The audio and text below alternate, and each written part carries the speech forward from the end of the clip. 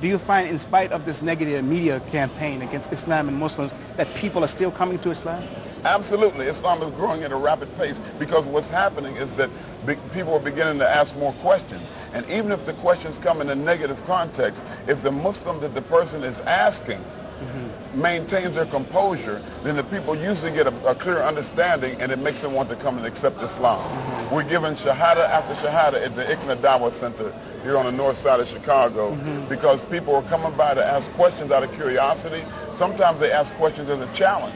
But if we maintain our composure, our Islamic composure, they usually walk away with a very clear understanding. So if they walk away with an acceptance of Islam, they're accepting something that they understand. If they walk away with a rejection of Islam, they know what they're rejecting. Okay, Imam Qasim, just let me ask you one final. Have you been on Hajj before? Have you been to Saudi Arabia? Yes, I was blessed to make Hajj in 2002 as a guest of Prince Fahd and also Imam Sudais.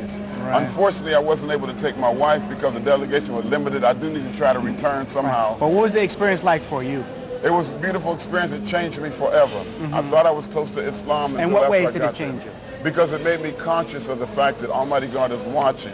When I visited the grave of Prophet Muhammad, peace and blessings of Allah be upon him, I felt guilty and embarrassed that I'd been coming up short on my deen, and here the Prophet was there waiting for salams, and he was the one that started it all. Right. And what was your feeling of seeing so many Muslims from all over the world?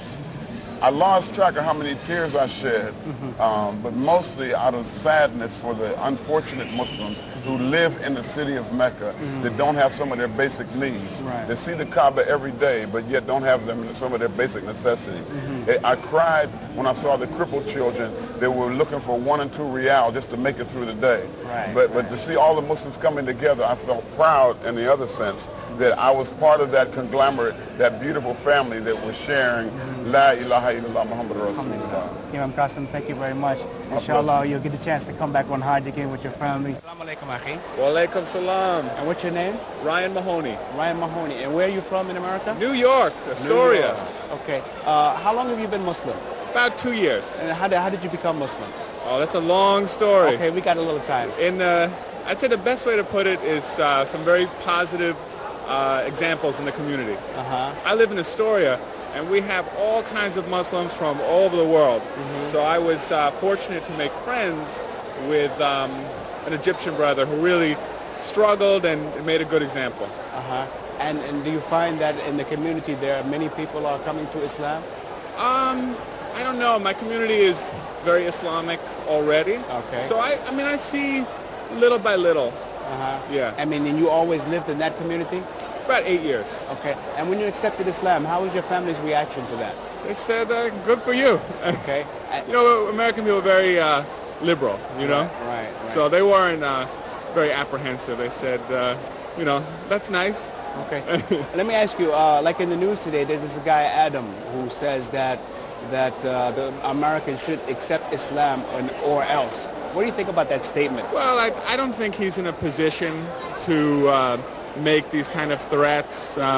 It's a very aggressive form of dawah for sure. Well, it's not a form of dawah at all. Well, I mean, how can I put it? He's saying become a Muslim. So I don't think he represents Muslims. I don't think that Muslims take him seriously. It hurts us. We wonder why somebody would make this kind of statement, make a threat. So, inshallah, he'll realize he's making a mistake and change his attitude. Inshallah. And what about the dawah efforts? Do you go to school or work? Yeah, I work in New York in the IT field. Okay, and in your work environment, do many people ask you questions about Islam? It's funny because I work with two parts.